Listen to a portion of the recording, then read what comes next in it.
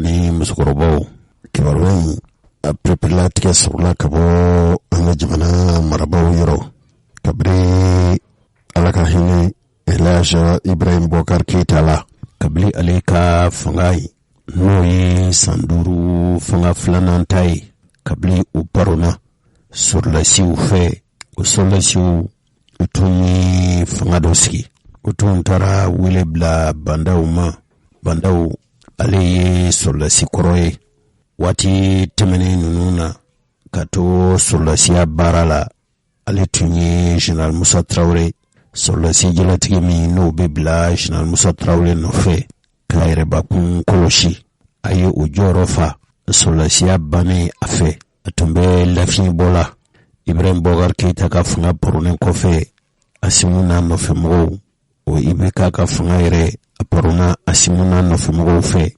komi frafina klebi enfant jamana ani jie kulatige setigo ulutuni awajibiya benkantuna na teme anga solation ni ukulatige la uche frafina klebi enfant fe frafina ka kliaton fokase jie setigo ma utunko chedo komi Ibrahim Bokar Keita ka fangai ablara yere koko ajena fangako otuma uka franche fanga dosiki doko don la teme fanga do yere ko wati la teme fanga doko fanga franche fanga fla no yijimana de ka halala fanga fla sigi franche mi ni okan kake o fanga asimutuni wele bla bandauma o bandau yere bebe naka ka Muktarwan wele o Muktarwan ale nanake dolatime fanga njimoyi ka bandau to fanga na watimi mitumbe fanga na utunyi Emmanuel Macron sabu ibeka ka fanga tumbe senatu mamina ayasoro ibeka ire fanga ka fanga damne nani François Hollande ka fanga François Hollande bole fanga na Emmanuel Macron de sigira fanga na o ibeka ka fanga imporona kasoro Emmanuel Macron be o fanga takufolola o yere de kera sabuye minyira to Francis jamana kuntigi murutira peu mali solle siuma o yala bandau aletuni Emmanuel Macron dungo maiwa wala labankero dungo maiwa wala Emmanuel Macron siraka jurudo bandau kana wala bandau yere de yaye kafo o jamana bosra yewa anana kesa solasi nuni bandau ma benfola lu yere uye bandau ka fanga imine anga dunkibaru jantemene nunu asimu kuita ire dasirama kajira kafoni yaye ulu ye bandau ka fanga mine natuma keo chokola atunjuli botu fanga bebuye kosobe o bandau ani Muktarwan asimu kuita ayo kuma mifo wati hakila kafo chikurbani msukorobau au hakili bola ode sinfesa asimu kuitaire kera jamana kuntigi o jamana kuntigi sigi aye jamana diun laje ka furuba jamana de laje bake ulutunya jira ukene kan kafo dolatime fanga uluyire ukiye akono la fere ka bo sanduru kana fo kalo woro jate o min fora anga jamana kuntigi utunye barake noyi o mata frafina klebi enfant jamana uka franyongwa tomba noyi sideawe amata o jimi srafe mali maraba utunye leduta kafo sangile ani kalo woro kutume fanga sigi wati nana furi kasoro foi maseka nyesoro fasofe komi jamana de utunye nyenyini ka jira kafo tuma dola ni wati kufole nunu ka fara franche funaka chikorwani musukorbau matiseka fo kibo be wala bi ga wati fola mitumbulu dara no tuye bandau ka fungai onana si fori yoro kasoro jamana tumbe kumbalana ena fo jamana de tuye wati kura buluda le mata sida o mo ka hakilina tasrafe kabli janvier kalo uluye nyangi jugu ta kamali segere o nyangi jugu de besena lingalo inge nani temene mgo tunjigi baka kafo mali tun tara kabo sandurula kana sanflala halibi o sanflai o de mabe sidao mohoma sabu CEDEAO mɔgɔw ka hakilinata tun ye san 1 n'a janyana san 1 ani kalo 6 n'o tɛ san 1 ni kalo 4 o de ye olu ka hakilinata ye. Kunungo n'o bɛnna juin kalo tile 7 ma, dolatɛmɛ fanga ɲɛmɔgɔw n'a ɲɛmɔgɔya bɛɛ Asimu bolo, olu ye dantigɛli kɛ ka ɲɛfɔli kɛ ka sariya ta, ka ŋaniya sariya waleya n'a bɛ fɔ ma ko décret. Olu y'a jira, Asimu y'a jira o sɛbɛn kɔnɔna na k'a fɔ dolatɛmɛ fanga a bɛna kɛ kalo 24 kɔnɔ n'o ye san 2 ye. O sɛbɛn de kalanna Mali ka furuba laseli bondaso la. Kunnasinigo nin kalo ye tile 6 n'o ye juin kalo tile 6 ye. A kɛra sufɛ, kalo tile 6 sufɛla fɛ. Jamana yɛrɛ ka furuba laseli jafilɛ bondaso n'o ye ORTM ye. Ni latigɛ min fɔra an ka jamana marabaw fɛ n'o ye dolatɛmɛ fanga ɲɛmɔgɔw ye. O waati bɛnna tile 2 lajɛ balani tun bɛ CEDEAO mɔgɔw fɛ Ghana faba la n'o ye Accra ye. Nka o lajɛ in senfɛ Mali yɛrɛ ani CEDEAO ma bɛn fɔla, wala CEDEAO ma sɔn Mali ta ma. Olu ko ko u ni Mali bɛ to kuma ɲɔgɔnya na fo kalo nata n'o ye juillet kalo tile 2 nata ye. An ka jamana kɔnɔna marako ani fanga cɛmabɔli, o minisiri n'o ye colonel Abdoulaye Maiga ye a ye ɲɛfɔli kɛ k'a fɔ jamanakuntigi latigɛ sariya min ta a kun ye jamana kana kɛ kunfɛ baara ye k'a sɔrɔ a tɛ boli ni sariya ye, a bɛ fɔ o ma vide juridique. A ko tile 24 n'o ye san 2 ye ko o daminɛna kabili transition yɛrɛ, ko mɔgɔw hakili la k'a fɔ olu minnu ye fanga ɲɛmɔgɔw ye k'u b'a fɛ k'u kolokolo fanga na, olu nakun tɛ u cogo ye fanga na, ko a b'a fɛ k'a ɲɛfɔli kɛ ka mɔgɔw hakili tigɛ k'a fɔ fanga in olu t'a fɛ k'u kolokolo. Minisiri ko nin ye dalu ye min bɔra Mali fanga ɲɛmɔgɔw yɔrɔ ka ɲɛsin farafinna tilebiyanfan jamanaw ka fara ɲɔgɔn kan tɔnba ma n'o ye Communauté économique des États de l'Afrique de l'Ouest ye. Minisiri y'a jira k'a fɔ latigɛ sariya min taara o bɛ jujɔ ni dɔgɔdali ye. O dɔgɔdali Mali marabaw u bɛna dolatɛmɛ fanga in u bɛna baara kɛ kɛcogo minnu na, u bɛna labɛn minnu kɛ min b'a to jamanakuntigi kura na sugandi. U kan ka sugandi caman ni kwa kan ka fa o baara ninnu na n'o laban bɛna wolo ni jamanakuntigi sigi ye. Jamana marabaw ka dantigɛlikɛla a ye pereperelatigɛ di k'a fɔ min ye CEDEAO ɲɛmɔgɔw ye k'u ladɔnniyana nin ŋaniya in tali la. San jan tɛmɛnen ninnu na gɛlɛya caman tun ye Mali sɔrɔ. Nka tile dolatɛmɛ fanga ninnu sigira ɲɛngi minnu taara ka Mali sɛgɛrɛ a bɛ kalo 5 bɔ bi. Mali ɲanginen don ko sabu Mali ma layidu time. Mali tun ye dolatɛmɛ furancɛ fanga k'a fɔ k'u bɛ furancɛ min kɛ k'u forila n'o tun ye san 1 ni kalo 6 ye. Olu yɛrɛw kɔni n'o ye CEDEAO jamanakuntigiw ye u ko k'u bɛ bolodali kɛ ka bolodali ɲini Mali fɛ ka dɔgɔdali ɲini Mali fɛ yanni waati jɛ. Mali sɔrɔlasiw u bɛna dolatɛmɛ fanga in u bɛna a baara ka jɔ la ka jamanakuntigi kura sigi. O tɛ ɲɛ fɛn min kɔ n'o ye jamanadenw ka ma sugandilen sigilen ye. Sibiri tɛmɛnen lajɛ balalen tun bɛ Ghana faba la n'o ye Accra ye. Farafinna jamanakuntigiw u ma ŋaniya wɛrɛ ta k'a fɔ k'u bɛ ɲɛngɛ ninnu wuli. Bɛnsɛngɔniya ni juguya ni tuɲɔni jugu ŋaniya min taara ka da Mali kan u ma wuli.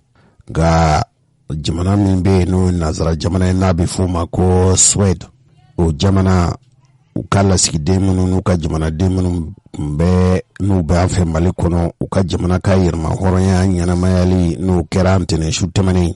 An ka minisiri min sigilen don an ka jamana ni jamana wɛrɛ cɛ ko ɲɛnabɔ la n'o ye Abdoulaye Diop ye.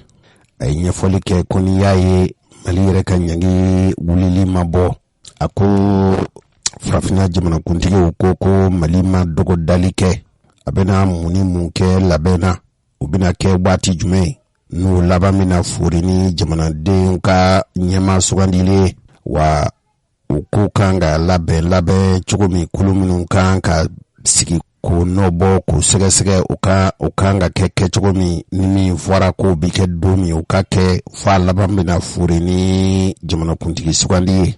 N'i y'o jateminɛ Mali soldasiw k'o bɛna fanga bila marisi kalo san 2024 marisi kalo san 2024 u bɛna fanga bila. O fanga bilali o bɛna sɔrɔ waati min na o b'a sɔrɔ jamanakuntigi kura sugandira jamanadenw fɛ. Monsieur le ministre, bonsoir. Bonsoir. Ministre, i ni su. I yɛrɛ ni su. Merci infiniment. Nga foli b'i ye, nga barika da b'i ye. Avoir reçu sur votre plateau. K'an bisimila i ka kɛnɛ in kan. Au nom de nos plus hautes autorités. Jamana marabaw tɔgɔ la, jamana marabagaba tɔgɔ la, wala jamana marabagabaw tɔgɔ la.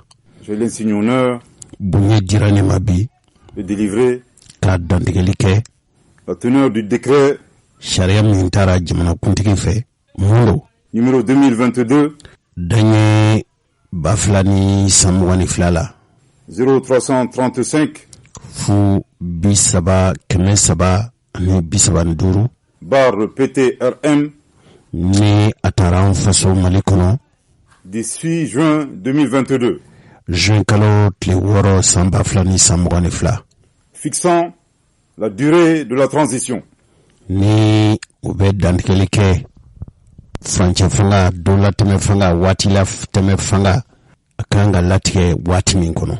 Le président de la transition min ye don latɛmɛ fanga furancɛ fanga kuntigiba ye bi chef de l'État n'o faso Mali ɲɛma yaba bolo n'o kalifalen don a la. Vu la constitution ka misaliya ni jamana yɛrɛ dantigɛli ni sigi kan sariya sun ye.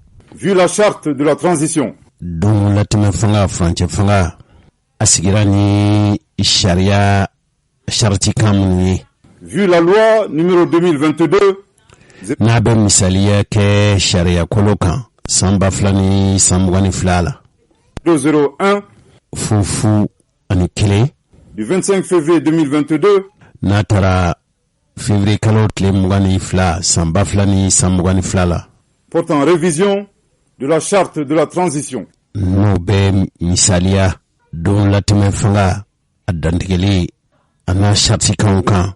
Vu le décret numéro 2021 ni o sariya kolo taara jamana kuntigi fɛ san 2021 na 0361 fu 361 daɲɛ la barre PTRM n'o taara an faso Mali fɛ 7 juin 2021 juin kalo tile 7 san 2021 portant nomination du Premier ministre. n'o bɛ misaliyali kɛ wala u bɛ dantigɛli kɛ jamana marabolo ɲɛmɔgɔ o sugandili la.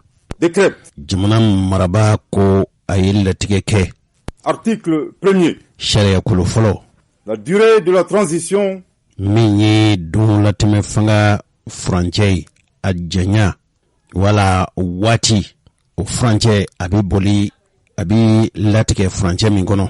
Est fixé à 24 mois. O ye kalo 20 ani 4 ni y'o walawala o ye san 2 de. Pour compter du 26 mars. Ni a bɛ jujɔ marisi kalo tile 26 2022 san 2022 ani san 22 conformément à l'article 22 o bɛ misaliya sariya kolo 22 na la loi numéro 2022 ni o sariya hakɛ dansigi ye san 2000 ni san 22 ye -001 du 25 février 2022 février kalo tile 25 san 2000 ni san 22 portant révision de la charte de la transition. N'o bɛ tali kɛ labɛnni cogo kura min ni o ye don latɛmɛ fanga a charte kanw ye.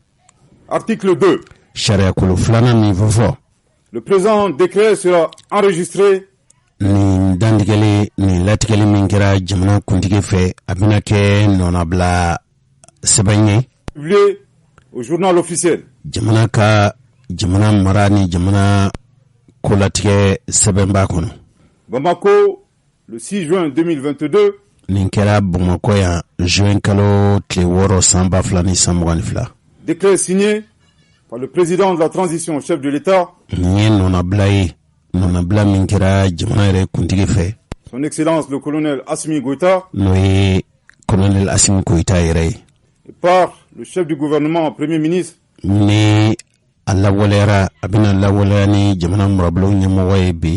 le docteur Shogel Kokala Maïga. Fin de citation. Merci infiniment de votre aisement et de l'attention. Alors, monsieur le ministre, quelles sont les implications de ce décret? Yala ni ko be ni sharia min tara ni latige min kera jamana kuntigi febe abina munna waleyade. Merci infiniment. Je voudrais d'abord indiquer que ce décret a deux grandes significations. D'abord une signification juridique, une signification politique.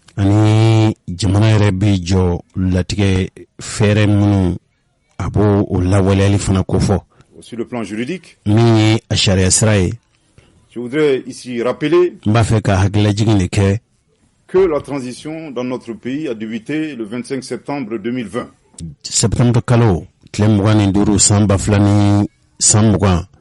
Fanga min be sena no ye dola teme fanga franche fanga wati la teme fanga damene na wati de pour une période de 18 mois. Atun fora ka fo sankele ni kalu woro o de bina ke don ani franche la teme fanga yi.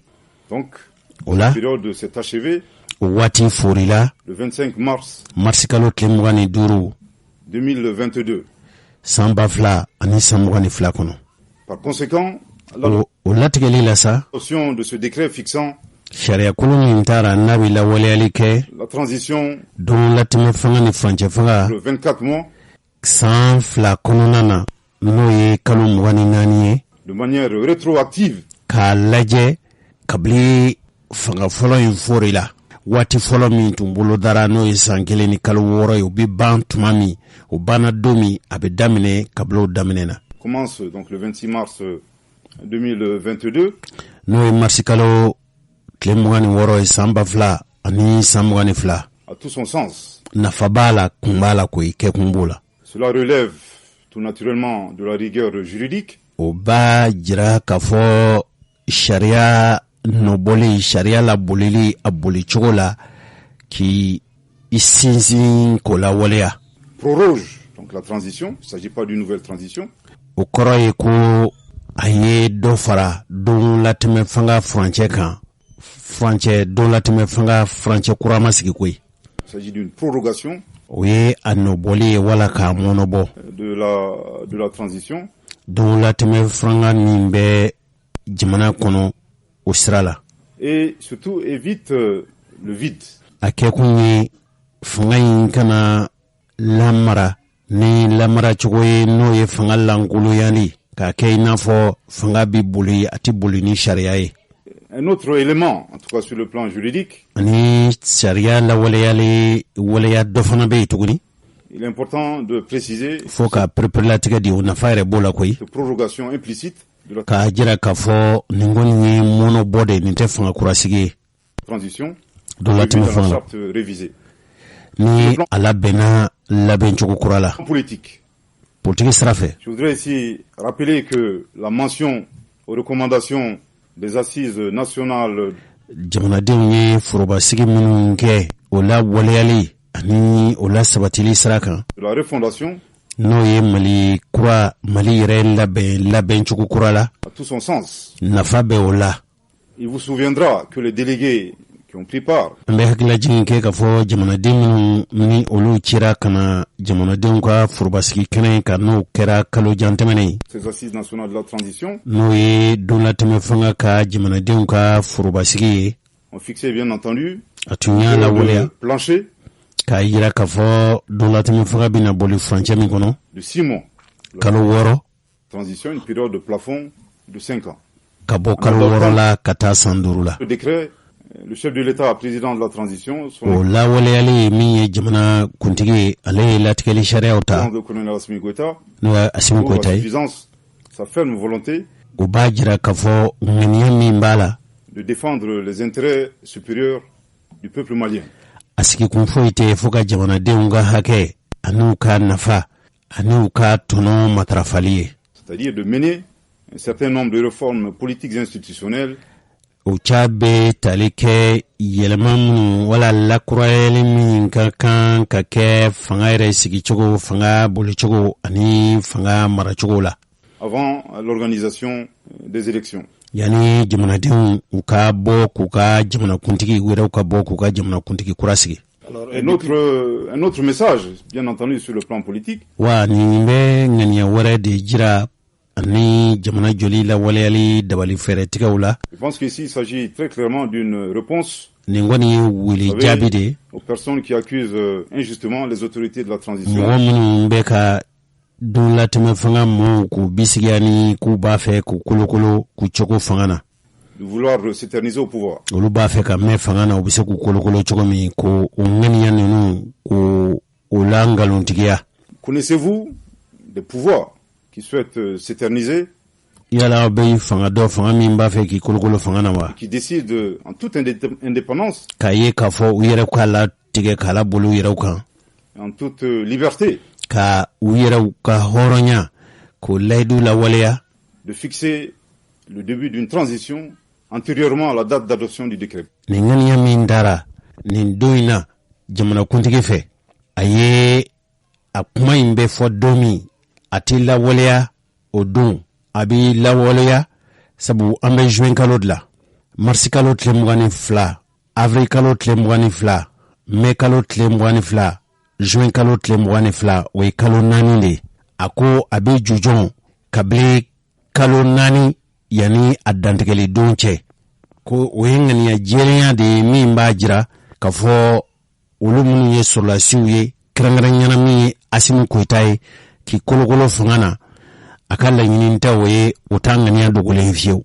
Personnellement, je n'en connais pas. Je pense que s'il y avait des manœuvres politiciennes. Ni janfa tun bɛ don latɛmɛ fanga mɔgɔw u tɛ a daminɛ kalo 4 ka kɔni kalo ye u b'a daminɛ an bɛ kalo min na n'a tun y'a sɔrɔ k'u b'a fɛ k'u kolokolo fanga na u tun bɛ se k'a daminɛ dantigɛli kɛra kalo min nka u y'a jira k'a fɔ kalo 4 ka kɔn dantigɛli ye olu ka san 2 fangasigi bi daminɛ kabilo waati kabako. Aurait été plus logique et plus cohérent de fixer. N'a tun kɛra o kɛcogo la 24 mois à partir du 6 juin 2022, ce qui n'est pas évidemment. O tun kan ka daminɛ nin kalo juin kalo tile 6 u tun kan ka daminɛ ka san 2 de kɛ nka u ma kɛ o cogo la. Kalo 4 ka kɔn binye u ye fanga in daminɛ o waati u bi kalo 24 boli o kɔnɔna na. Le cas. Alors, depuis le 26 mars 2022, quelles sont les actions majeures qui ont été réalisées dans le cadre des réformes politiques? Ministre Mbininga, kabili marsikalo samba flani samwani fla kasi bima. Yala, don la teme fanga yi kwafa bara kulu girin jumau na bara ba jumau na minu nu be mali labeni chuko kura kufo. Institutionnel. Merci infiniment. Il est important de rappeler que des assises nationales de la refondation.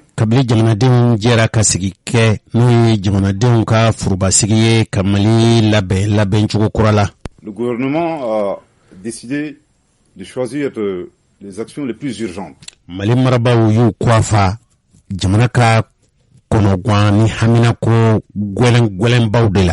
Pour revenir rapidement à un ordre constitutionnel. Chogomi jamana bisegi senatilia kabo ni franche fanga inkono kana fanga sigi fanga mina ke jamana den yero ka nyema sugandile unye wire ka matale unye. Parmi ces actions, l'adoption d'une nouvelle constitution. Obetale ke jamana yere dantigeli ni sigi kan sharia sun no ye constitution yi. Jamana fanga be sigi chogomi abi mara chogomi abi boli chogomi sharia sumba mimbo o la walea ni mina labe o sharia sun de bina ladla ni chogo kurala. Il y a la relecture de la loi électorale. Sharia munu ni ube jamana denga masugandili ubo hake unu keme usigi o sharia seben mimbe no koroleye ko labe ko laje chogo kurala kala ben fiye be yoro munu na ko lu dla. ainsi que la relecture d'un ensemble de textes connexes. Ani sharia minu ni olu sigimbe olahlaya nunu sabatilila. Relatif no betalike jamanadenw ka masugandi kwanyima sugandi la bikoni. Très clairement le constat que le comité indépendant de suivi et évaluation de la mise en œuvre kulu min sigira no ye kulu kan horayani n'ale ka baara ye bɛnkɛra minnu kan kulu no bɔ u bɛ se ka lawaleya cogo ɲuman min na. Les assises nationales de la refondation n'o de jamanadenw ye furuba sigiba min kɛ ko ka Mali labɛn cogo kura la. A été créé le processus de nomination de ses membres. O maa minnu kan ka sugandi ka bila u la o maa bɛ sugandi kɛcogo min na o lawaleyara ka ban. Est en cours. A bɛ senna fana. D'autant plus important, en tout cas le chef de l'État. O fana ka bon kosɛbɛ. Ko min ye jamana marabaa ni jamana marabaaw ye jamana kuntigi ni jamana marabaaw ka hamina ko ba de y'o ye. Puis soit effectivement appliqué. A bɛ se ka lawaleya cogo min. Et dans la même veine. O sira kelen kan k'a tila jigin kɛ. Juste quelques jours, donc le 1er juin. A bɛ waati min bɔ n'o ye juin kalo tile fɔlɔ tɛmɛnen ye. En 2022, le gouvernement a adopté jamana marabaaw ye latigɛli ŋaniya ta. Cadre stratégique pour la refondation de l'État. Fɛɛrɛ minnu ni dabali ni sira kura minnu bɛ bɔ min b'a to Mali kan ka labɛn cogo kura min na o dabali n'o fɛɛrɛw n'o waleyaw bi ta cogo min na o ŋaniya n'o sira taara jamana marabaaw fɛ. Participe également dans la même dynamique d'appliquer un certain nombre d'actions urgentes. Waleya teliman dɔw kɛra. Durant cette phase de transition. Ni don latɛmɛ fanga in senfɛ. Également l'adoption du projet de loi électorale par le gouvernement. Sariya minnu n'u bɛ tali kɛ woteko ninnu yɛrɛw labɛnni na. Qui a été transmis au Conseil national de la n'o donni na ka se jamana wasadenw ma. Transition qu'il examine en ce moment. O de bɛ ka o sariya kolon ninnu lajɛ. Également est une illustration parfaite. Nin bɛɛ ye tamasiyɛn min b'a jira k'a fɔ cɛsiri bɛ sen na. De ces avancées là.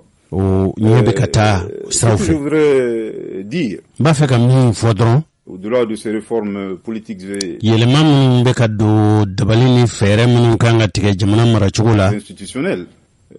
On ne peut pas occulter l'amélioration de la situation sécuritaire grâce à la montée en puissance de nos FAMA. Ma bɛɛ limaniyanen don mɔgɔw caman ba kɔni b'a dɔn k'a fɔ dɔ bɛ ka fara Mali sɔrɔdasiw ka kɛlɛsetigiya kan ka farinya kan an'u ka jamana latilali dabali ni fɛɛrɛtigɛ la. Une source de fierté. Nin kɔni ye wasa ye jamanadenw bɛɛ bolo. Qui est un fait tangible. O kɔni ye o dalu bɛ kɛnɛma panpana o kɛra kɛcogo ɲuman yɛrɛ la koyi. Évidemment, sans ces avancées sur le plan ni a tun y'a sɔrɔ ko ɲɛ tun ma sɔrɔ o lakana dabali fɛrɛ la. Il serait illogique, en tout cas illusoire, de penser que les autres activités. Baara foyi tun ɲɛ ti sɔrɔ fo Mali sɔrɔdasiw ka labɛn u ka jamana yɛrɛkunsɔrɔ dabali fɛrɛw tigɛ ni lakana fɛrɛw ye. Peuvent être mises en œuvre. Foyi tɛ se ka ɲɛ sɔrɔ. Totalement compromise, voire impossible. Hali ni ko bɛ fɛn wɛrɛ ɲɛɲini jamana kɔnɔ a si tun ɲɛ tɛ sɔrɔ fo Mali soldasiw ka kɛlɛmasaya ni kɛlɛsetigiya farida. Alors, à quand le programme détaillé des élections? Sisan n b'a fɛ k'i ɲininka ministre tiɲɛ don a fɔra furancɛ min kɔnɔ fanga in bɛna boli a bɛna fori waati min o fɔra n'o ye san 2 ye o san 2 yɛrɛ daminɛna o kalo 4 nin ye yala a tɔw bɛ se ka boloda cogo di sabu dɔgɔdali kan ka kɛ caba minnu fɔra n'o bɛna wolo ni jamanakuntigi sigi yala o dɔgɔdali pereperelatigɛ bɛ se ka ɲɛ sɔrɔ aw fɛ wa? Merci infiniment. Il y a beaucoup d'attentes concernant. Hakili la k'a fɔ caman fana sigin bɛ k'o makɔnɔ koyi. Ce chronogramme. Mais à partir du moment où le décret fixant la transition. Kabili jamanakuntigi yɛrɛ y'a jira k'a fɔ waati latɛmɛ fanga in san 2 don nka a daminɛna kalo 4 ka kɔni kalo ye o kɔrɔ ye n'a kɛra san 2 ye kalo 4 mana bɔ a la a tɔ ye san 1 ani kalo 8 o san 1 ni kalo 8 ni y'o jate o bɛ bɛn kalo 20 de ma kalo 4 bɔra la kaban. 24 mois pour compter du 26 mars 2022 a été adopté par nos plus hautes autorités. Jamanakuntigi ni a ka kolatigɛlaw o ye nin ŋaniya ta kama k'a jira k'a fɔ fanga tɔ furancɛ dolatimɛ fanga tɔ kalo 4 yɛrɛ tɛmɛna san fila in na kalo naani tɛmɛna a tɔ tora kalo 20 de n'o ye san 1 ani kalo 8. L'élaboration d'un chronogramme est fort aisée. N'o kɔni dɔgɔdara kaban k'a jira k'a fɔ yanni san 2 cɛ an tɛmɛna an ye kalo 4 yɛrɛ ko la kaban. A tɔ ye kalo 20 ye n'o ye san 1 ani kalo 8 ye. O san 1 ni kalo 8 kɔnɔ min ka kan ka boloda min ka kan ka dɔgɔda ka bɛn min ma o kɔni ye ko nɔgɔ ye o tɔ jate dɔrɔn de. En tout cas, sa publication est imminente. Ala o yɛrɛ dɔgɔdalen an bɛ ka kɔnɔ teliya yɛrɛ yanni sɔɔni yɛrɛ cɛ a bɛna kɛ. Nous espérons, en tout cas, nous attendons, Inch'Allah, l'adoption du projet de loi électorale. An kɔni sigin bɛ ka fɛn min kɔnɔ o ye jamana sariyatigiw u kan ka sariya kolo min ta sariya minnu ta n'u bɛna woteko labɛn an sigin bɛ k'o dɔrɔn de kɔnɔ. An miirila k'a fɔ tɛna teliya. De transition. Et sans cela, il serait très difficile d'avoir un chronogramme précis. N'o perepere-latigɛ ma kɛ olu fɛ a bɛna gɛlɛya k'a fɔ mɔgɔ bɛ se ka dɔgɔdali kɛ nin bɛna kɛ don jumɛn nin bɛna kɛ don jumɛn nin baara bɛna kɛ don jumɛn f'a bɛna wolo jamanakuntigi sigi la o dɔgɔdali ka gɛlɛ fo ninnu ka o sariya ta fɔlɔ. Je prends un exemple très simple. Bɛ misali kelen di ma dɔrɔn min ka nɔgɔ. Illustratif. Vous savez, dans la loi électorale, le délai de convocation du collège électoral est de 60 jours. Sisan n'a fɔra sisan ko ka ni sariya taara k'a fɔ wote jamanadenw ka jamana de sugandi jamanakuntigi sugandi o sariya kolon in taara n'o kɔni sariya taara dɔrɔn a bɛ vijara de k'a fɔ kalo 2 kɔfɛ. Ensuite, quand vous regardez un peu le délai entre les 2 tours de l'élection présidentielle. Hali ni ye jateminɛ kɛ jamanakuntigi sigi a tako fɔlɔ min bɛ kɛ n'o maaw sugandira tako filanan min bɛ kɛ furancɛ min bɛ bolo la. C'est un délai de 15 jours. O furancɛ tɛ tɛmɛ tile dɔgɔ furancɛ 2 kan tile 15. À la demande de la classe politique, nous avons ni politiki minnu ka laɲini o ye revu ce délai à la hausse. U ko ka dɔ fara o furancɛ kan dɔɔni. La loi électorale aujourd'hui, sariya minnu bɛ o ko dantigɛ c'est d'avoir 90 jours. Olu yɛrɛ kɔni fɛ kalo 3 ɲɔgɔn. Ok, le collège électoral avant les scrutins et d'observer une période d'un mois. Kalo 1 furancɛ ka lajɛ o la. Tour des élections présidentielles. Min bɛ jamanakuntigi sigi dancɛw ana a kan ka sugandiliw kan ka kɛ furancɛ min kɔnɔ. Évidemment, vous savez, ces délais ont un impact évidemment sur l'élaboration d'un chronogramme. Ya ni waati ninnu dɔgɔdani ninnu a ti ɲɛ fo ka waati de jatew minɛ. D'un chronogramme précis. Ka dɔgɔdali perepere-latigɛ kɔni. Alors, avec l'adoption du décret que vous venez de lire, Monsieur le ministre. Ministre, i ye jamanakuntigi ye latigɛ sariya minnu ta sisan n'i ye a ɲɛfɔ. Devrait-on craindre un regain de tension avec. Yala a bɛ se ka kɛ fitinɛ sabu ye wa. La CEDEAO. Ni ani CEDEAO cɛ. Absolument pas. Ayi ni hakili tɛ o la. Dire que à aucun moment plus aux autorités. Waati si la tuma si la min y'an ka jamanakuntigi ye. D'avoir une quelconque tension. O ma ɲini waati si la k'a fɔ b'u kɔ da CEDEAO jamanakuntigi kɔ a la. Avec la CEDEAO ni aucun autre. O tɛ CEDEAO u m'u ta ka CEDEAO sɛgɛrɛ wa m'u ta ka jamana si sɛgɛrɛ ka diɲɛ kolatigɛ maraba si sɛgɛrɛ. Un autre partenaire. Jɛɲɔgɔnw na. Ceci dit. O kɔfɛ sa. Je voudrais ici rappeler l'instruction. N b'a fɛ ka hakililajigin min kɛ. En tout cas ferme de son excellence le colonel Assimi Goïta, président. Assimi Goïta ye ani lamini no ni fɛn minnu ye. De la transition chef de l'État. Jamanakuntigi kɔni. Instruit. A ye min gɛlɛya ma. Chercher un compromis.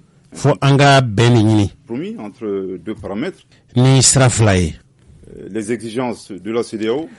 CEDEAO jamanakuntigiw ka laɲini ye fɛn min ye. D'un côté et de l'autre côté les aspirations du peuple malien. Jamanadenw fana ka hami ye fɛn min ye ka bɛn ko laɲini o laɲini 2 kɔnɔ. Il souhaite mener un certain nombre de réformes politiques et institutionnelles. Sabu malidenw ka hamina ko ye jumɛn ye waati kɛra an ye dɔ kɛ ni talikasegin ni birisa ɲagami ninnu na Mali b'a fɛ nin kɔfɛ sa ni labɛn min kɛra ka jamana fanga bolo sigi cogo la ka faso yɛrɛ dili don cogo la min b'a to taloni ni firili minnu kɛra jamana bɛ se ka kisi olu ma waati nata ninnu na cogo min. Avant d'organiser des élections. Voilà. Yani jamanakuntigi sigi ka kɛ o de ye jamanakuntigi ka hami ye. Notre action. An ka baara bɛɛ bɛ sinsin o de kan. Je pense que l'adoption de ce décret. Hakili la k'a fɔ nin dantigɛli waleya min taara jamanakuntigi fɛ. 6 juin. Juin kalo tile wɔɔrɔ san 2020 est une preuve très nin ye dalu de ye importante de la Palpa. volonté du dialogue de nos plus hautes autorités. min n'o de mali marabaw u ban tɛ sigi ka fɔ ma koyi u yɛrɛ ban tɛ bɛnkola ma u ka laɲini ye fɛn min ye bɛn bɛ se ka sɔrɔ cogo min sigi ka fɔ ye damu ye ani jamanadenw ka hami ni kɔnɔganko ye fɛn min ye u fana bɛ se ka sɔrɔ o laɲini kɔnɔ cogo min. Si on ne voulait pas dialoguer avec la CEDEAO, n'an tun t'a fɛ ka kuma CEDEAO mɔgɔw fɛ on aurait eu la possibilité d'adopter ce décret depuis le 26 mars. an tun bɛ se ka sariya ta min bɛ nin waleya kabini marisi kalo tile 22 tɛmɛnen. Notre stratégie a consisté an ka essentiellement dabali ni fɛɛrɛ minnu bɛ faso bolo a ma misaliya ni foyi ye dans les 3 actions. baara fila baara bonba fila baara kologirin saba ɲɔgɔn. La première action, fɔlɔ vous savez, c'est de procéder à une évaluation du projet de chronogramme. fo ka jate minɛ n'a ma ɲɛ k'a fɔ malidenw bɛna sugandili kɛ ka masigi a kan ka dɔgɔda cogo min na jɔn joona. La CEDEAO a été impliquée, CEDEAO da ni u sen donna la et les Nations Unies et bien entendu l'Union africaine. diɲɛ tɔnba hali min ye farafina yɛrɛ ka fara ɲɔgɔn kan tɔnba À ye l'issue de cet exercice, ninnu bɛɛ lajɛlen da donna nin na liées aux réformes politiques et institutionnelles ont yɛlɛma minnu kan ka don jamana fanga sigili ni maracogo la été jugées pertinentes avec n'a fɔra k'a fɔ dalu jɔnjɔnw don kɛkun b'a la bɛnkun yɛrɛ b'a la koyi les partenaires.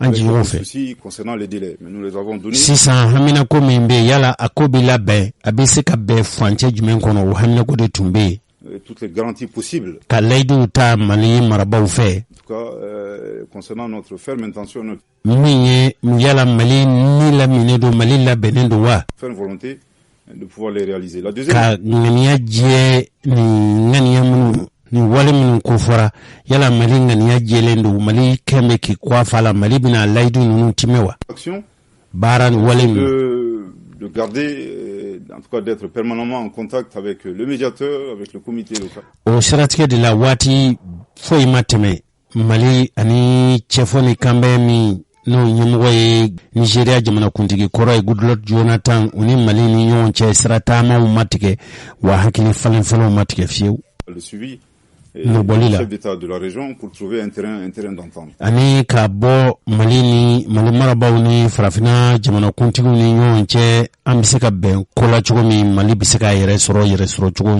ɲuman na cogo min Et la dernière action, le wale laban min kɛra kɔsa in na l'initiative du Mali, n'o ye mali ka wale ye est de proposer la mise en place d'un comité de suivi et évaluation du projet de chronogramme mali ani a kumaɲɔgɔnw ka jɛ ka sigi kɛnɛ kelen kan u yɛrɛw k'a lajɛ yala furancɛ fanga in a bɛna boli furancɛ minnu kɔnɔ ca minnu kan ka kɛ min bɛna wolo jamanakuntigi sigi la n'o ye jamanakuntigi kurasigi ye ko ninnu kan ka boloda cogo min ka sigi ka fɔ ka jɛ ko olu lajɛ ɲɔgɔn fɛ mali y'o baaraw kɛ piloté par le Mali avec la ni a ɲɛmɔgɔya tun bɛ an faso mali yɛrɛ bolo participation de la CEDEAO, de ni CEDEAO mɔgɔw b'a la l'Union africaine et farafina ka tɔn kuluba b'a la des Nations Unies, diɲɛ tɔnbaw mɔgɔw b'a la par souci de transparence également, cogo min a ko bɛ se ka jɛya ka nɔgɔ bɔ a la gage de notre bonne foi n'o bɛ mali ka kɔnɔjɛya ko fɔ et de notre ferme volonté à ani mali ni laminen don mali cɛsirilen don mali ŋaniya jɛlen don bɛn bɛna kɛ min kan k'o fori cogo ɲuman na tenir les délais.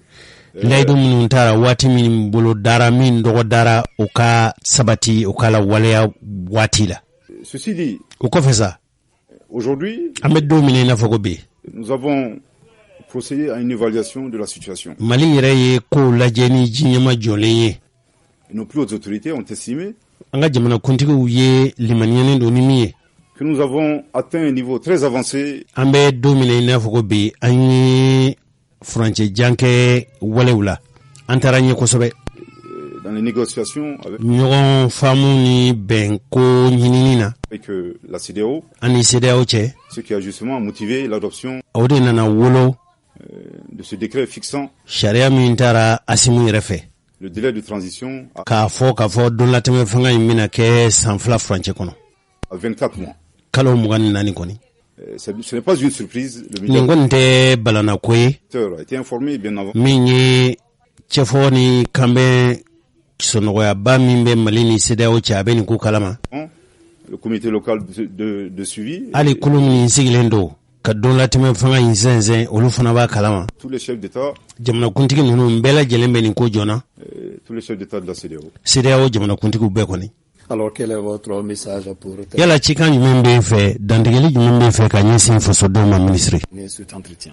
Ni kuma mbe furi. Le message, tout d'abord, c'est à l'endroit de nos concitoyens. Mbe kuma folo min ke dandigeli folo min ben fe o nyeshini do yere faso an yere faso do ne ma folo. Vous savez, les sanctions que nous subissons aujourd'hui constituent une peine, une grande souffrance.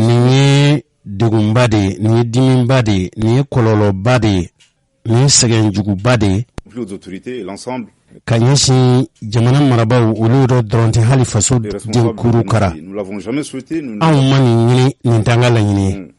l'avons jamais voulu. Malheureusement, on le dit, le caractère illégal. Adona kafoni tunte kubentae. Femi ntaraka malisegere. Atumanganka ke anikeli tumanka wa sharia yerete atibe. Illégitime, inhumaine. Wa atibe hadamadeyana uma keni sharia ye. Ces sanctions, tous les jours, à réitérer notre ferme condamnation. Wa dien dongodo. Ambeni boro don kafo anyangina nyangi jugu minta kan seger ana manka ake kuntunte waninde maya yereti misraire. Toutefois, l'espoir est permis. Gaona tabe anjiki mwaru. Je vais également rappeler que la décision des chefs d'État de reporter les décisions sur le Burkina Faso, sur le Mali, Burkina Faso, la Guinée. Et sur la Guinée, n'est pas du tout la faute des autorités maliennes.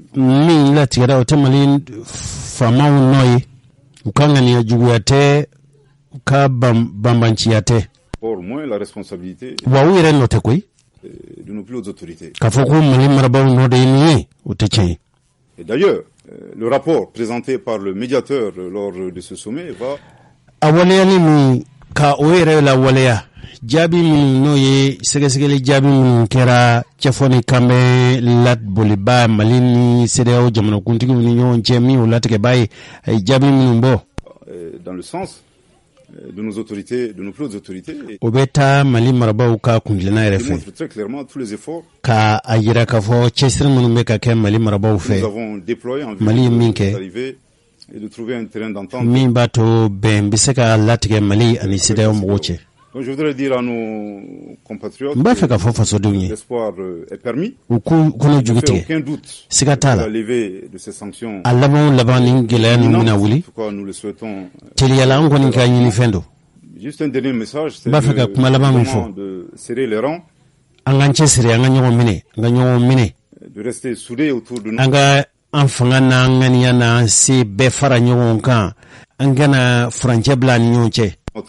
patrie. En façon biseka de la chogomi. Et un souhait que Dieu bénisse notre pays, le Mali. Ambe ala deli ala kaduga Mali ani Mali deunye.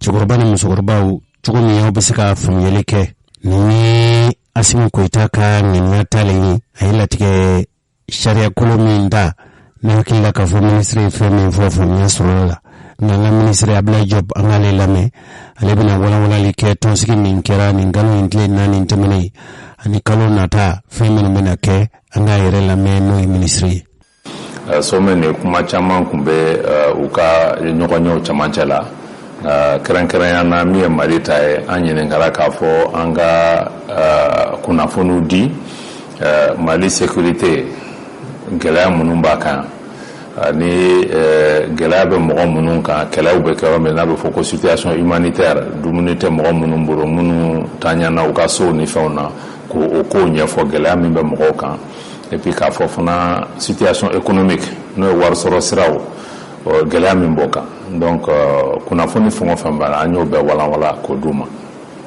Il y a donc un beau discuter là, mais au sommet, sommet, on participera maintenant à l'ère nana, CEDEAO sommet de quoi faire. CEDEAO jamana ɲɛmɔgɔw ka ɲɔgɔn ɲɛ na Mali tun b'o fana cɛmancɛ la nka tiɲɛ na anw yɛrɛ ma an ministre minnu dara anw ma participer o la mais Mali kuma tun b'o cɛmancɛ la. Mali kuma nalen CEDEAO médiateur n'o ye Nigeria jamana ɲɛmɔgɔ kɔrɔ ye n'o ye Goodluck Jonathan ye ale de fɔlɔ ye kuma ta o la a kɛlen ka kuma ta a y'a ka rapport kɛ o rapport nin kun bɛ sinsinlen fɛn minnu kan o ye ani Mali jamana ɲɛmaaw ye sigi ka fɔ kɛ an bɛnna min kan o sigi ka fɔ ani an bɛnna min kan o ye de anw y'an kan di ka fɔ Mali transition an kun ye waati jan b'a fɔ mais an ye sigi ka fɔ ka bɛn kɛ ka fɔ an kɔni bolo a fitinin o bɛ kɛ san 2 jate san 2 nin kɔnɔ baara minnu kan ka boloda an b'olu boloda lakanani sira fɛ ani kalafili labɛnni sira fɛ pour que san 2 o bɛ ban yɔrɔ min o k'a sɔrɔ an ka jamana ye jamana ɲɛma sugandi kalafili la pour que k'a fɔ ko ka démocratie lasegin jamana kɔnɔ donc ale ye o sɛbɛn yira an bɛ barika da o la parce que a ye sɛbɛn min yira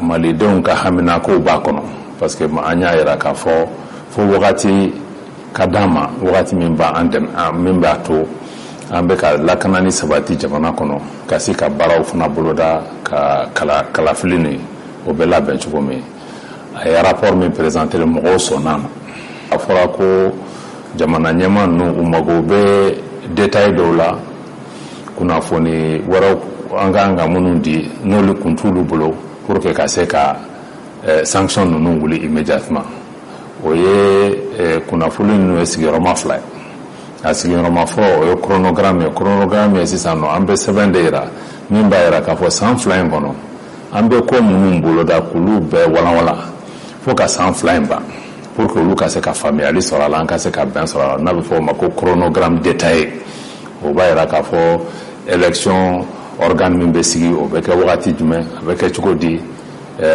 constitution yɛlɛmani o bɛ kɛ wagati jumɛn baara jumɛn bɛ boloda pour que k'o kɛ élection minnu bɛ na a kɛra communal ye a kɛra régional ye a kɛra député sigi ani président sigi olu bɛɛ détail bɛ min kɔnɔ n'a bɛ fɔ chronogramme détaillé k'u bɛ na Mali ɲɛmɔgɔw médiateur bɛ segin ka na pour que k'o information ɲininkali kɛ mais o bɛɛ bɛ yen déjà o tɛ problème ye kunnafoni filanan min ɲininkara o ye k'a fɔ u bɛ fɛ fana an ka sigi ka fɔ kɛ ka bɛn a la k'a fɔ ko ka jɛkulu sigi jɛkulu n'a bɛ fɔ o ma ko mécanisme de suivi min b'a to olu ni anw ka baara kɛ ɲɔgɔn fɛ k'a fɔ ko chronogramme min n'an bɛnna kan a bɛ bɔ a sira fɛ cogo di an bɛ se ka sigi kalo o kalo ka ɲɔgɔn ɲɛ k'a ko la k'a lajɛ an bɛ yɔrɔ jumɛn an sera ka mun boloda gɛlɛya jumɛnw bɔra a la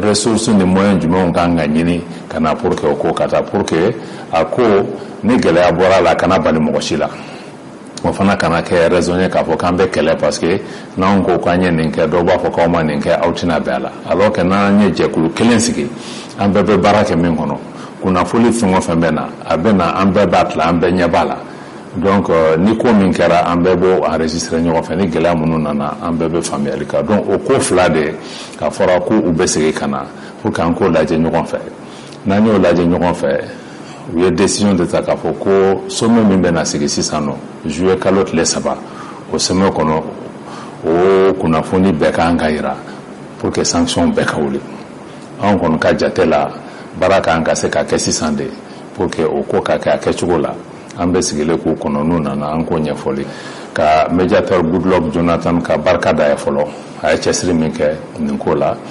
ani a ye hakili ɲuman min ta ka sɛbɛn ninnu dilan ale kɔfɛ fana an bɛ fɛ ka barika da Togo président ma n'o ye Faure Gnassingbé parce que an kun ye baara bila fana ma k'a fɔ ko médiateur ye baara min kɛ a kan ye mais ale fana ka a kan fara a kan a ka wuli ka jɔ kɛ jamana ɲɛmɔgɔ wɛrɛw kɛrɛfɛ a fana y'o kɛ cɛsiri la ani gundo kɔnɔ nka wula a ye cɛsiri k'a ko la olu bɛɛ lajɛlen de y'an lase nin ko ma bi hali n'a y'a sɔrɔ an bɛ min nɔfɛ o ye ka sanction wuli o ma se ka kɛ bi mais baaraw bɛ sen na halisa an bɛ fɛ ka barika da u fila ye an yɛrɛ ka jamanadenw fan fɛ an bɛ min ɲini halisa o ye k'a fɔ ka barika da bɛɛ lajɛlen ye k'a fɔ an b'a dɔn gɛlɛya bɛ jamana kɔnɔ n y'a dɔn nin ye a kalo 5 jate sanction bɛ mɔgɔw kan gouvernement bɛ cɛsiri ni baara fɛn bɛɛ la pour que nin fɛn nin ka se ka wuli ka fo sira la an b'a ɲini mɔgɔw fɛ halisa an ka muɲu dɔɔni min kɛra o ka ca ka tɛmɛ min tora kan mais anw ka hakilinata ye kelen de ye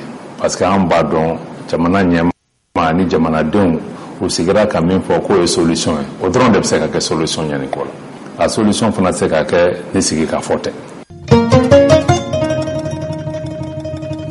An balimaw nka kɛrɛnkɛrɛnnenya an ka cɛkɔrɔba ni musokɔrɔbaw a san 2 ye ɲinɛ ye sabu an bɛ kalo min na n'o ye juin kalo ye a tile 5 san 2000 ani san 20 kulu 3 bɛ ninnu ye jamanadenw ka fara ɲɔgɔn kan kulu ye a bɛ fɔ minnu ma ko organisation ani coordination de mouvement association kulu min bɛ n'a fɔra ka fɔ o tun sigira Imam Mahmud Diko ale tɔgɔlamaw ana a fɛmaw olu jɛra ka ko kulu dɔ labɛn n'u k'a ma ko CEMAS nka nin ye fara ɲɔgɔn kan tɔw ye fara ɲɔgɔn kan wulikajɔmɔgɔw ye minnu ko u ye Imam Mahmud Diko a kanubaw hakilina ni kuntilenna minnu n'o b'a la u bɛ se ka lawaleya faso kɔnɔ cogo min a bɛ fɔ o ma ko CEMAS kulu dɔ bɛ yen ko Mali kura jigiya n'o ye Espoir Mali kura ye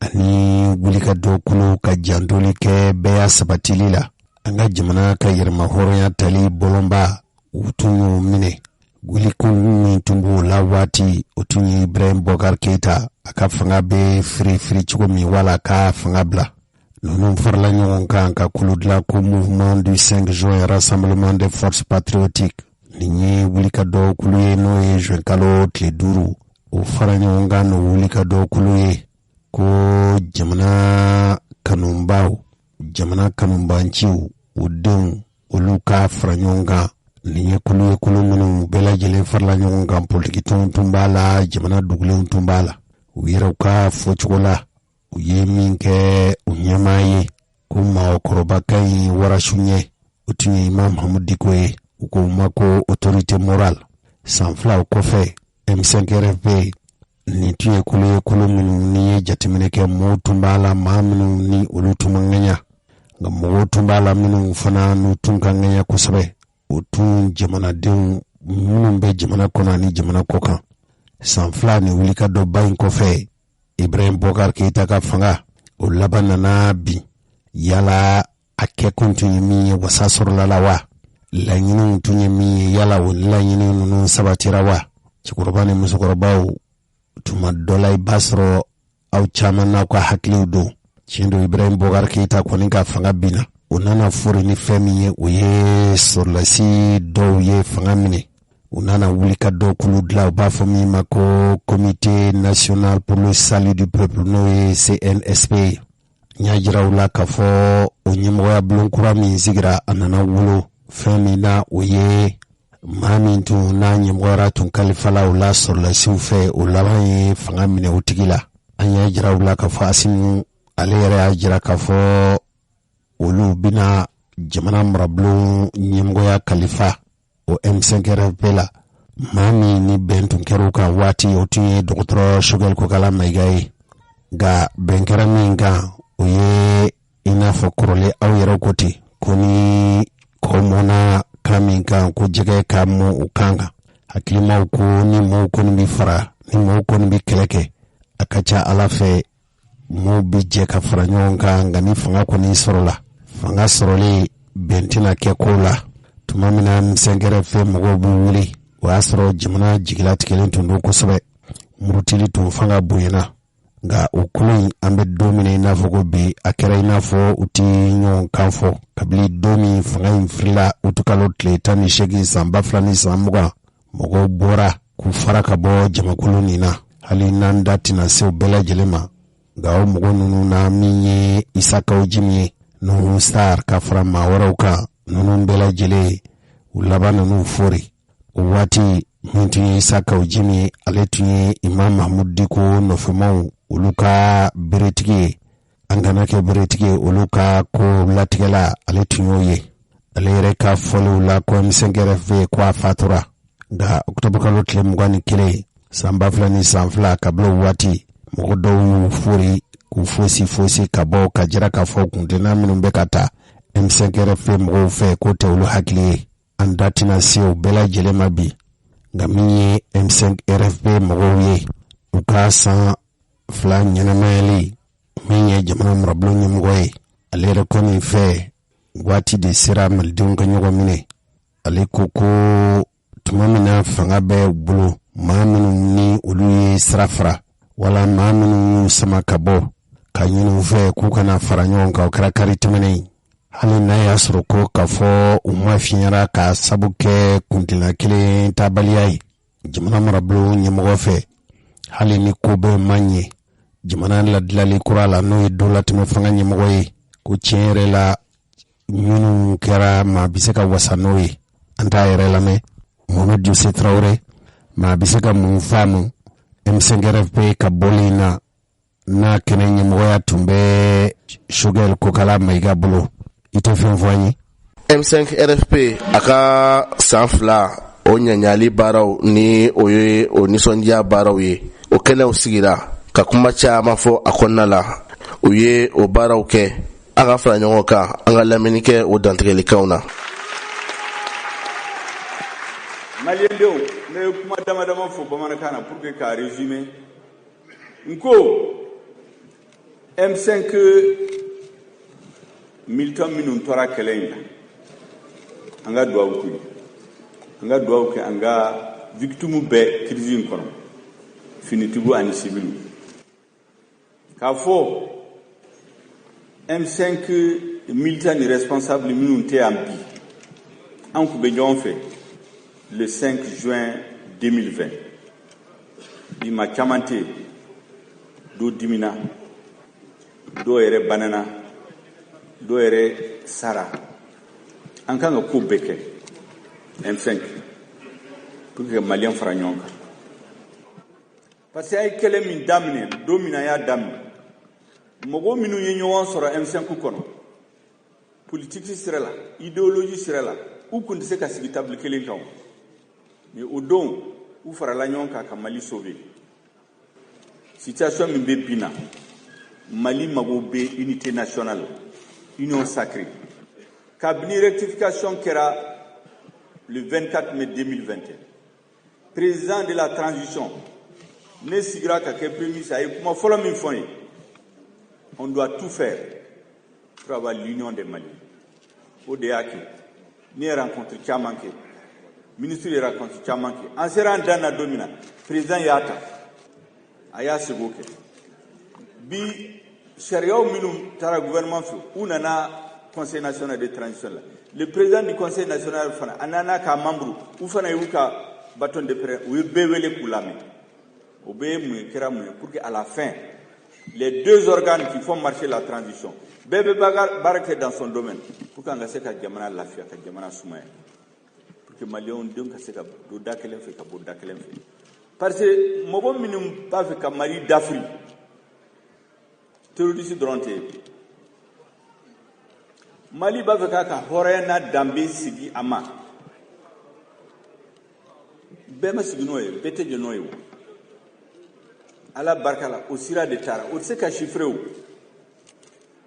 bi maliyɛnw bɛ sentiment bɛ maliyɛn la u ka hɔrɔnya n'a danbe Ala ni transition ani président de la transition n'a ka gouvernement ani conseil national de transition u bɛ baara min na maliyɛnw hɔrɔnya n'u danbe les sentiments des Maliens o segin u ma mais pour que o ka taa fɔ a dan na f'an bɛɛ ka fara ɲɔgɔn kan n ko kɛlɛ in bɛ wuli don min na laɲini minnu tun bɛ yen o ye ka sécurité sabati o ye ka yuruguyurugu kɛlɛ o ye ka élection ɲuman sigi o ye ka réforme kɛ o waati la fana laɲini dɔ tun bɛ militant fɛ ka Soumaïla libérer Ala barika la yɛlɛma kɛra en 2020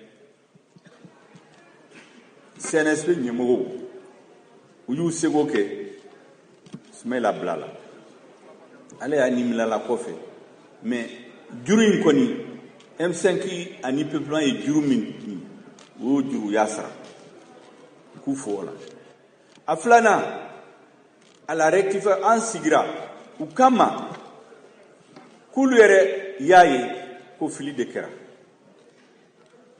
u b'a fɛ sisan mɔgɔ min b'a fɛ Mali ka taa ɲɛ i n'a fɔ filaniw an ka fara ɲɔgɔn kan ka tila ka maliɲɔn bɛɛ fara ɲɔgɔn kan k'an ka jamana baara bɛɛ tɔgɔ la.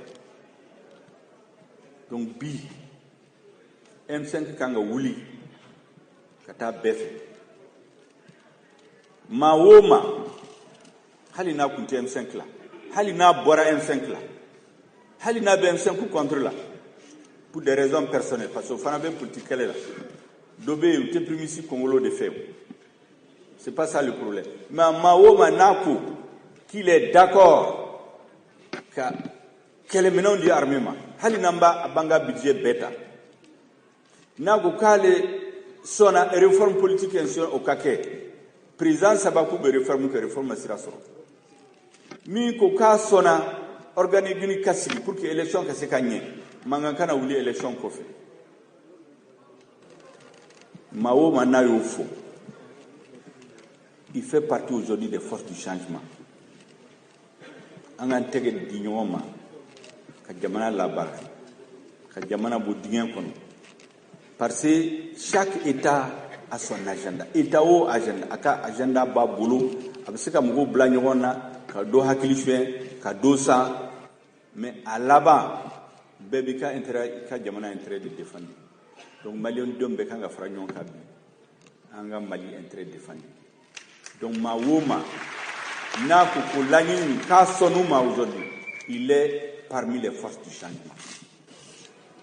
Parce qu'au début, toutes les luttes, toutes les vérités, au début, ma damadama de Psychoufo, Hali Dine, ma clé, allez de Bossugandi, Kofeda de Mogoni Kafraka, faut dîner Kadien, c'est Robela.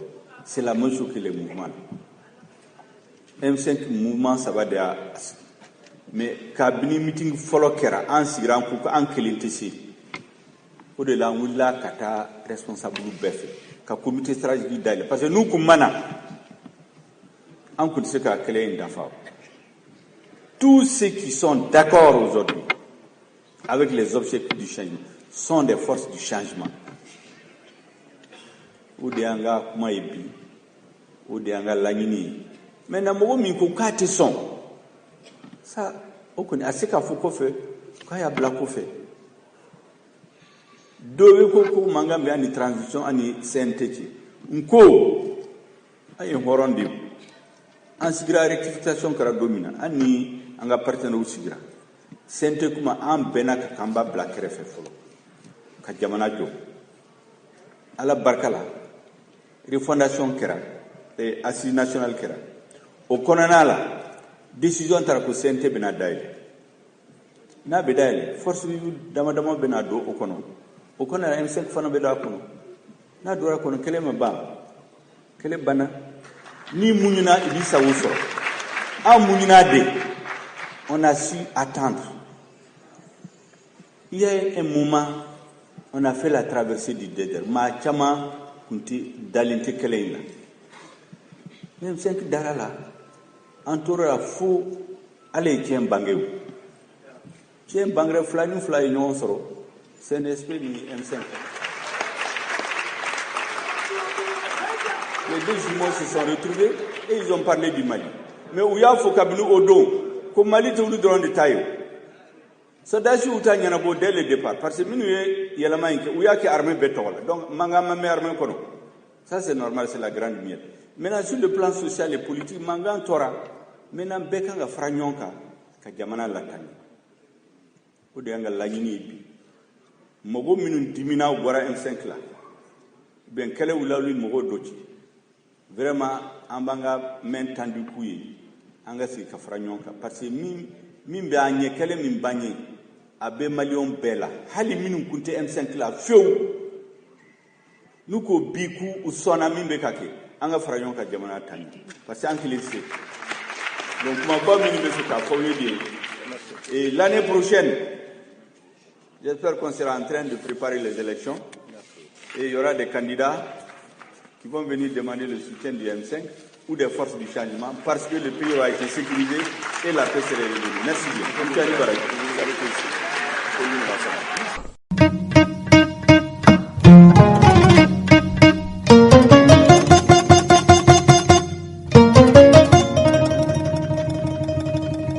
ne hakilila k'a fɔ min Choguel Koukala Maïgaye le fɛn min fɔ a fɛmu ka hakilile n'a ye fɛn min ye faamuya sɔrɔ olu la cɛkɔrɔba ni musokɔrɔbaw nka kulu in tun ye faraɲɔgɔnkan mɔɔw de ye minnu bolofara min bɛ n'ale kɔni limaniyalen don ka fɔ Imam Mahmud Diko ka hakilinaw n'a ka kuntilennaw n'a fɛlaw n'a bɛ fɔ ma ko semasi olu kɔni ma wasa jamana maracogo la fiyewu o hakilina nin yɛrɛ lawaleyara lajɛ dɔ kɛra kɔsa in na n'u k'a ma ko forum de Bamako hakila ka fɔ Imam Mahmud Diko tun ye dantigɛli min kɛ n'a kɛra nanzarakan na an tun y'a yɛlɛma aw ye waati tɛmɛnen ninnu na a ka jalaki kunsinen do jamana marabaw a ko olu ye mɔgɔw ye maa minnu ni a y'a sɔrɔ u kuma fɔcogow fɛ u yɛrɛw ka lahalaya ye mɔgɔw ye maa minnu u fɔcogo u ka waleyaw fɔcogo ani u ka waleyaw lahalaya cogo u b'o fɔ ni yɛrɛwasa ye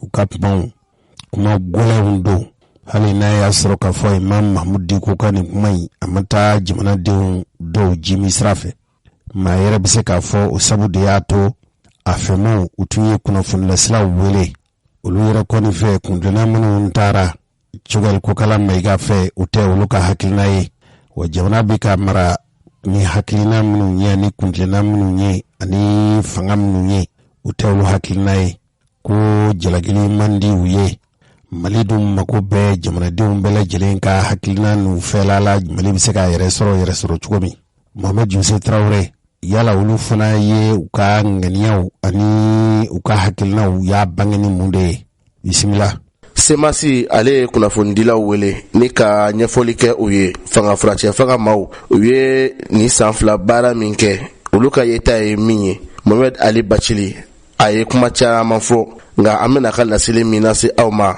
a bɛ a fɔ k'a fɔ tɔrɔmuɲɔ ni o ye nafolomugu ye o bɛ tala ka di dɔw ma ni ka kunnafoni cari o kumakan min bɔra Mohamed Ali Bachili da kɔnɔ an bɛna o lase aw ma nka ko nin ye laseliw ye laseli min ni a bɔra kunnafonidila wɛrɛ de da kɔnɔ ka yira k'a fɔ ko wari de bɛ di olu ma u ka se ka nin baara ninnu kɛ Mohamed Ali Bachili a ye min sɔrɔ ka lase an ka fara ɲɔgɔn kan an ka lamɛnni kɛ o la wala ne tɛ juru la n'u y'a wari minɛ jɔn bɛ ban wari la wari ka di o ma o jɔn b'a d'u ma an b'olu dɔn dɛ aw ko fɔra dɛ aw b'a di minnu ma olu de aw ko fɔ aw sigi kun y'o de ye wa Mali kura y'o de ye wa an bɛna dɔ fɔ ɲɔgɔn ye est-ce que Mali information sérieuse o ka kan ka taa bɔ politologue dɔ da an b'a dɔn politologue politiste ou je ne sais quelle polémique de quel pays a été il y a un conditionnement il t'a pas très urgent Oulou nana, minou nana, radaru nana, mais dis quoi ça? Quel pays sérieux va traiter son information comme ça? Oulou de Mekalame, Oulou nana, radar béni soura, badon, Alpou la dewa, Nouyouka, Plou chapeau, Emmanuel Iba Follet, comédien des années 50. Je m'excuse. Après, il n'y a pas en voir à quelque part.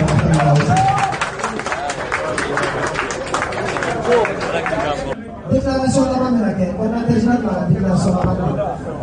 vraiment, mais intervenant de la en réalité, nous serons là, je pense que nous sommes parlement de l'eau. Comment la délicatesse, on est message d'interpellation, Fanyasi, Tamara Nyamoma, Fanyasi, Tamara Yani nga kuma conclu ala kan yɔrɔ dɔ bɛ yen an k'o fɔ k'an sinsin kan kosɛbɛ mɔgɔw ka faamuyali sɔrɔ o la sabula ka d'a kan an y'a ye tile filanin na kuma minnu fɔra an ka baara ma o de ka fɔ semasi yɛrɛ ma ka da an ka hakilinaw kan semasi wulikajɔ minnu kɛ justice fan fɛ pour que o problème ninnu bɛ se ka ɲɛnabɔ jamana kɔnɔ cogo min na olu bɛ se ka dabila cogo min na a ka kan an k'o fɔ kunnafonidilaw ye k'a fɔ mɔgɔ minnu ka baara ye ka bɔ réseaux kan ka bɔ médiaw kan ka dɔgɔyama ta ka ɲɛsin an ka baara ma ka ɲɛsin semasi tɔndenw ma ka ɲɛsin jamanakɔnɔdenw ma minnu b'a fɔ ko bɔ k'u hakilina fɔ jamana kunkan ko la an ye lettre de dénonciation kɛ k'a di procureur public ka yɔrɔ la n'o ye communiqué tribunal ye k'a fɔ anw bolo sariya kɔnɔna la ale procureur akan ka se ka autosaisi ina fa b'a kɛ jamana kɔnɔden tɔw ta la cogo min na kuma minnu bɛ fɔ burujali minnu bɛ kɛ ka ɲɛsin jamana kɔnɔdenw ma surtout kɛrɛnkɛrɛnya la an ka parrain ma semasi bureau national y'o acte posé a dossier bɛ tribunal la a transféré ka taa BJ la n'o ye brigade d'investigation judiciaire ye a baara bɛ sen na an b'an profiter fana o hukumu kɔnɔna la toujours k'an ka commune 6 président n'o ye Kalilu Samori Sise ale fana ye plainte don o hakilina kelen na pour que o baara bɛ jamana kɔnɔ o bɛ se ka dabila cogo min na o tɛmɛnen kɔfɛ kumakan laban b'an bolo k'a lase an balimaw ma surtout journaliste minnu bɛ yan o ka se ka kuma in lase an seyɔrɔ la o kuma in bɛ boli mun kan o kuma in bɛ boli fara ɲɔgɔn kan o fara ɲɔgɔn kan o ye jumɛn ye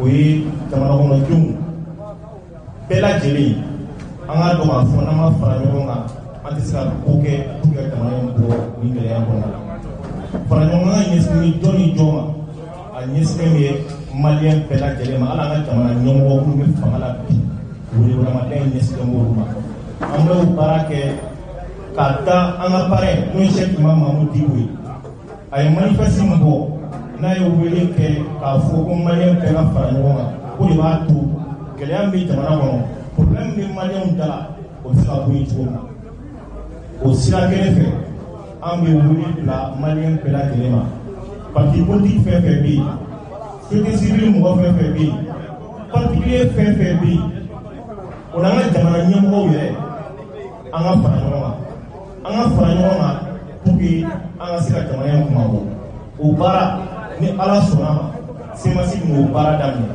semasi n'o wulikajɔ kɛ ka se bɛɛ lajɛlen ma ka bɛɛ lajɛlen wele an bɛɛ ka ɲɔgɔn sɔrɔ yan mɔgɔ o mɔgɔ n'i b'i yɛrɛ ye o hakilina in na i ka na semasi siège la i ka n'i enregistré ni ala sɔnna ma an bɛna lajɛba kɛ mɔgɔw hakilina ye mun ye mɔgɔw bɛ fɛ jamana in ka kɛ cogo min na o ka se ka kɛ pôle de proposition ye ou bien cadre de proposition ye mun bɛ se ka jamana dɛmɛ ka jamana bɔ nin gɛlɛya in kɔnɔna la n bɛ segin a kan k'a fɔ o welewelemada a ɲɛsinnen bɛ bɛɛ lajɛlen ma an ma mɔgɔ bɔ mɔgɔ la a kɛra parti politique min ye a kɛra société civile min ye a kɛra hali an ka jamana ɲɛmɔgɔ n'u sera kɛnɛ kan a bɛ diya ye pour que an ka se ka fara ɲɔgɔn kan parce que anw dalen b'a la k'a fɔ an ka parrain ye kuma min fɔ a ka manifeste kɔnɔna la k'o kuma o ye tiɲɛ ye a ka kan an k'o lawaleya o ye jumɛn ye ka welewelemada lase maliyɛn bɛɛ lajɛlen ma an ka fara ɲɔgɔn kan pour que an ka jamana kuma donc vraiment o misali de tun b'an bolo k'o passer donc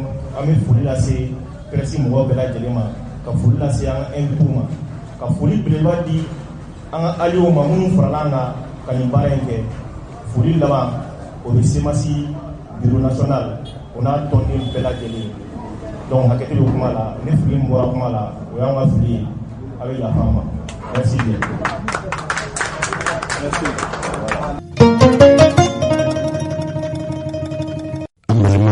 Tuma dɔ la yanni furancɛ cɛ malidenw u ka dugukolo jukɔrɔ tɔnɔmafɛnw u bɛ sɔn ka a sɛbɛkɔrɔ tɔnɔbɔ nɛgɛkuru dɔ bɛ yen k'a ma ko lithium ale ye fɛn ye fɛn min funtenima fɛn minnu bɛ yen n'olu bɛ kuran di o nɛgɛ gabakurun o dɔ ye lithium ye o lithium o ye kuru min a funteni fanga ka bon n'a labɛnna a bɛ se ka fɛn o fɛn bɛ ni o bɛ se ka labɛn ka kɛ kuran dilanla ye tile fɛ tile funteni ka yɛlɛma ka kɛ kuran ye mali kɛn bɛ k'i ɲɛsin o ma bi kosɛbɛ a baara minnu bɛna daminɛ a bɛna daminɛ gula mina de o bɛ Buguni mara la a bɛna bɔ yɔrɔ min a fara fɔlɔ o dara minisiri fɛ n'o ye jamana yɛrɛ dugukolo jukɔrɔ fɛnw bɛɛ lajɛlen funtenimafɛnw jiw o minisiri n'o ye Sidu Lamini Tarawele ye baara in bɛna kɛ san 2 kɔnɔ o bɛna san 21 de k'a baara la wa a bɛ se ka tɛmɛ o yɛrɛ kan Mali bɛna o gabakuru in tɔni 1,9 bɔ a dingɛsenw bɛ sen na nka baara in a bolodalen don boloda cogo min na usine in bɛna dilan a fanga bɛna bonya kosɛbɛ a bɛna kɛ sabu ye min b'a to baara bɛ sɔrɔ Mali kɔnɔ mobile ti boli fɛn min kɔnɔ n'o ye batiri ye u bɛ dilan ni fɛn min ye nin gabakuru in bɛ sɔrɔ o de la a bɛna kɛ sababu ye ka baara caman di malidenw ma bɛn kɛra kan ka fɔ ni usine in kɛra dilanfɛn ye jamana 5 minnu bɛ diɲɛ dugukolo kan ni olu ka a bɔta ka ca ka tɛmɛ bɛɛ kan Mali bɛna fara o jamanaw kan nafolo min bɛna bɔ a da fɛ a jirala ka fɔ baara in bɛna daminɛ san 2 nata la maa minnu bɛna baara kɛ a kɔnɔna na usine kɔnɔna na a bɛ taa fɔ maa 1000 ani maa 200 bɔɲɔgɔnko la ni Ala sɔnna ma an ka dɔnkibaru nata ninnu an bɛna bɔlɔbɔlɔli kɛ nka san 2 in na usine ni dilanlen nafolo hakɛ min bɛna don a da fɛ dɔ b'a se fɔ wari miliyari 100 ani miliyari 60 kan nka nafolo min na a tɔnɔ bɛna se Mali ma a bɛ se fɔ wari miliyari 60 hakɛ bɔ nin baara ninnu bɛna kɛ Mali yɛrɛ baarakɛlaw fɛ n'a bɔli daminɛna se fɔ wari miliyari 90 ɲɔgɔn bɔɲɔgɔnko san o san nin cakɛ bondaso in bɛna bɔ ko o nafolo bɛna to Mali kɔnɔ yan nka ni Ala sɔnna ma an ka dɔnkibaru nata ninnu na an bɛna walawalali kɛ an ka jamana ni Ala farala an kan usine caman bɛna dilan an fɛ Mali kɔnɔ yan sabu ntɛnɛn tɛmɛnen n'o bɛna juin kalo tile 6 ma cakɛ bondaso dɔw bɛ yen olu ye ordinateur dilanlaw ye cɛkɔrɔba ni musokɔrɔbaw aw tɛ ordinateur dɔn nka aw denw b'a dɔn wala aw mɔdenw b'a dɔn ordinateur kana ni a minɛnw ye k'a sogolo ɲɔgɔn kan Mali kɔnɔ n'a bɛ fɔ ma ko assemblage ani denmisɛnninw bɛ diɲɛ laban kunnafoni baara minnu kɛ n'a bɛ fɔ ma ko tablette électronique ni usine ni dilan usine bɛna kɛ anw fɛ Ɲare la ni y'a siɲɛ fɔlɔ ye ni ɲɔgɔnna baara ka kɛ farafinna jirala ka fɔ n'a kɛra dilanfɛn ye a bɛ se ka maa 200 ɲɔgɔn bɔɲɔgɔnko olu bɛɛ bɛna se ka baara kɛ a yɔrɔ la ni a kɛra banfɛn ye ko ordinateur sɔngɔ bɛna nɔgɔya an fɛ Mali kɔnɔ sabu 13 a bɛ se ka dɔ sɔrɔ nin ye fɛn ye fɛn min ni Ala sɔnna ma an ka dɔnkibaru nata ninnu na an bɛna walawalali kɛ don nata ninnu na min an ka jamana marabolo ɲɛmɔgɔ ye ko ani o baarakɛlaw u ye ɲɔgɔn ye kɛ o ɲɔgɔn ye senfɛ u y'u ka ŋaniya bange k'a fɔ ordinateur bɛna monter nu u n'a minɛn dilanlenw bɛna u bɛna sogolon k'a labɛn anw fɛ Mali kɔnɔ yan an ka jamana kuntigi n'o ye Asimu Goyita ye alamisa tɛmɛnen Diogar la ani Bamakɔ cɛ bɛ taa kilo 30 ɲɔgɔn bɔɲɔgɔnko la ko farafɔlɔ dara siman dilan cakɛ bondaso dɔ kura o farafɔlɔ dara nafolo hakɛ min kan ka kɛ a baara la a bɛ taa se fɔ wari miliyari 50 hakɛ la nin ye maliden 2 ye Amadu So ani Papa Umar Samake u y'a jira k'a fɔ siman dilayɔrɔ min n'o bɛna dilan n'a tɔgɔ ye Atlas ye san o san Mali bɛna tɔni 800 Mali bɛna o bɔ a bɛna kɛ sababu ye jamanadenw bɛ taa baara la maa 130 ɲɔgɔn bɔɲɔgɔnko nka minnu yɛrɛ u bɛna siman bɔrɔ in tɔnɔ bɔ a bɛ taa fɔ mɔgɔ 500 bɔɲɔgɔnko la Mohamed Jose Traoré jamanakuntigi tun b'a kɛnɛ kan a ye denmisɛnw wele u ka misaliya ta Amadu So ani Papa Umar Samake a ko olu kɔni jamana furancɛ fanga marabaw fɛn o fɛn ye o seko ye min b'a to ni ɲɔgɔnna wale ninnu bɛ caya Mali kɔnɔ nafolo min bɛna don nin baara fɛ u ka ca kosɛbɛ wa ninnu bɛna fara siman bɔyɔrɔ tɔw kan Mali yɛrɛ san o san Mali mago bɛ tɔni min na a ka ca bi kosɛbɛ sabu san 2000 ni san 3 san kɔnɔ Mali ka haju siman na o tɛ tɛmɛ tɔni 680 kan nka an bɛ don min na i n'a fɔ ko bi bɛn kɛra kan ka fɔ san o san Mali yɛrɛ mago bɛ tɔni 3 la siman na san o san ni ninnu sera ka 800 bɔ tɔni 800 bɔ san o san ka fara usine tɔw kan tuma dɔ la Mali yɛrɛ tɛ taa siman san jamana kɔ kan tuguni siman bɛ na bɔ anw fɛ yan Mohamed Jose Traoré sariya jumɛn sɔrɔla ka bɔ a yɔrɔ la dɛ wasa caman ani sewa caman bɛ an faso Mali kɔnɔ nin waati laban ninnu na o dɔ bɛ tali kɛ min kan bɛɛ b'a kalama k'a fɔ gɛlɛya bɛ jamana in kɔnɔ nin waati laban ninnu na kɛrɛnkɛrɛnnenya la maaw mago bɛ jɔ fɛn minnu na duntaw o ni magoɲɛfɛn wɛrɛw nka bolofa bɛ fɛn min kan o ye simanko ye siman ko a dɔ la ɲɛ bɛna sɔrɔ a la an faso Mali kɔnɔ ka da jamanaden ɲuman 2 olu ka cɛsiri baaraw kan. O kama jamana marabaw ni o ye fanga furacɛ faga ɲɛma Asimi Goita ale yɛrɛ tun bɛ kɛnɛ in kɔnɔna la. A ye dantigɛliw kɛ ka ɲɛsin nin ma kofɔlen 2 in ma. Cɛsiri min bɛ ka fɔ o kɛmɛ ka ta yaasa faso a bɛ se ka lafiya cogoya min siman ko o kungo kɔrɔfɔw la ko olu yɛrɛ bɛna u dɛmɛ kosɛbɛ nin baara in na yaasa siman a bɛ se ka kɛ nɔgɔyafɛn an faso Mali kɔnɔ cogoya min. Kunnafoni min bɛ o kunkan an ka kuloma da o laselikan ninnu fɛ. Bi donbaya ne bolo sabula da kan malien jeune 2 u ye dusu ta ka ɲini ka na siman usine ka n'o joya. O laɲini o ni gouvernement ka taabolo bɛ taa ɲɔgɔn na sabula da ka gouvernement y'a ɲini ka malien bɛɛ dɛmɛ. Malien bɛ fɛ ka u ka jamana yiriwa. An b'a dɔn ni usine jɔra ka ban a bɛ kɛ sababu ye ka baara di jokaw ma ani malien tɔw ma. A b'a to fana siman ko gɛlɛn bɛ Mali jamana kɔnɔ a b'o fana nɔgɔya. A b'a to fana siman bɛ sɔrɔ musaka nɔgɔman na. A b'a to fana an ka jamana a bɛ yiriwa ka taa. O hukumu kɔnɔna na an bɛ ci bila malien bɛɛ ye minnu bɛ jamana kɔnɔ minnu bɛ jamana kɔ kan ka fɔ k'u ka na u kɔni ka jamana yiriwa. Transition ɲɛmɔgɔ kɔni olu kɔni labɛnnen don ka malien bɛɛ dɛmɛ. Malien bɛ fɛ k'u ka jamana yiriwa tiɲɛ hukumu kɔnɔna la ani jɛya hukumu kɔnɔna la ka jeunes dɛmɛ mun b'a to bange mɔgɔ bɛ se ka musaka d'u ma nɔgɔya cogo min na u ka na jamana yiriwa. O ma daminɛ bi depuis transition sigira sen kan gouvernement ye baara caman kɛ mun b'a to malien yɛrɛ bɛ lafiya cogo min na. O hukumu kɔnɔna la gouvernement b'o laɲini kɛ tuma bɛɛ ka malien dɛmɛ u ka musaka sɔrɔ mun b'a to u bɛ se ka jamana yiriwa cogo min na. Parce que an bɛ yɔrɔ min na bi bi in na a tɛ taa jamanadenw yɛrɛ ka kɛ ɲɛfɛ u ka jamana yiriwa mun b'a to mɔgɔ tɔw fana bɛ se ka